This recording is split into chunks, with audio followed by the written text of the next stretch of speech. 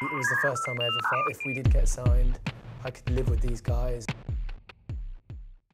And the song Bible Belt, what's that song?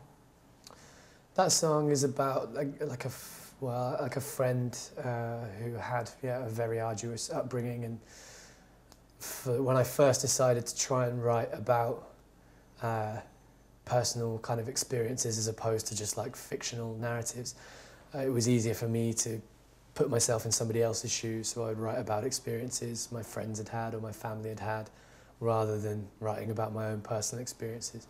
So Bible Belt is quite verbatim. It's not very obscure. It's quite an obvious kind of a song about human obstacles and very difficult things and growing up, and again responsibility and trying to figure out how to become an adult and live up to the various obstacles and expectations of adulthood. And then like kind of towards the end there's this bit kind of note of optimism where it says, you know, the biggest obstacle is thinking that you can't achieve what, you know, you can't meet your expectations, and as soon as you let, you know, if we try not to be afraid of our obligations and our expectations, then that makes them much easier to deal with. So, you know, there's this kind of, I don't know, it's that kind of thing. It's trying to be supportive to people who have a difficult time. So this is a song that you actually, replace yourself in someone else. What is the first song that you actually wrote from your own point of view?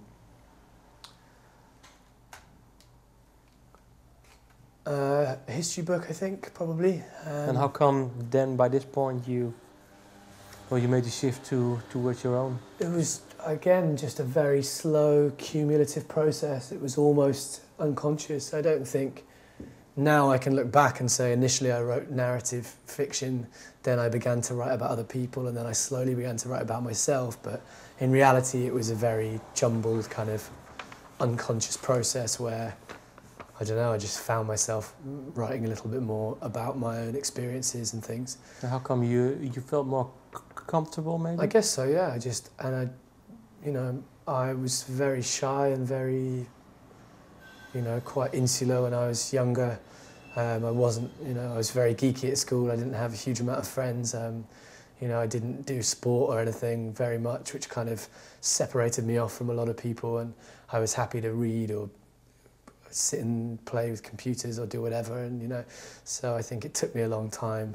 I was always very neurotic and quite kind of, you know, not very self-confident, and it took me a long time to just become a bit more confident with myself and a bit more comfortable with myself. I think I was probably 18 or 19 or maybe even older before I started to feel a bit more, you know, a bit less neurotic and a bit more relaxed and a bit more of an adult. So I think it has as much to do with, you know, my personal development as it does, you know, my development as a songwriter.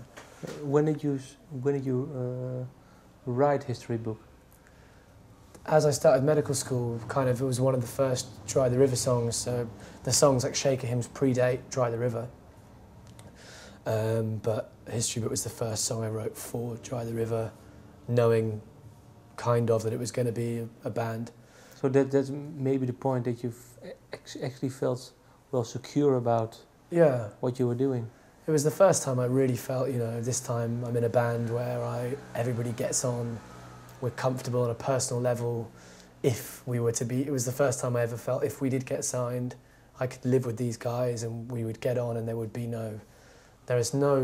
creatively there's no turmoil in our band. Always in the past I've been in bands that fight when they're writing, and sometimes it's an important part of the creative process, but for us there never has been. Everybody knows instinctively, it seems to me, what to do, how to, you know. Now the guys are very sensitive to the songs, that they never try and drastically rewrite or change the feeling of the song when it's been written, and they'll come and improve it sometimes and they'll change it, you know, we'll work together to change things, but it's not an antagonistic process. So yeah, on all kinds of levels, a personal level, musically, and just in terms of the band that I'd managed to assemble, I think all kinds of things felt more comfortable, and then that gave this environment where I could more comfortably start. And even now, sometimes I don't write about myself all the time, or, you know, and quite a lot of it's fairly obscured.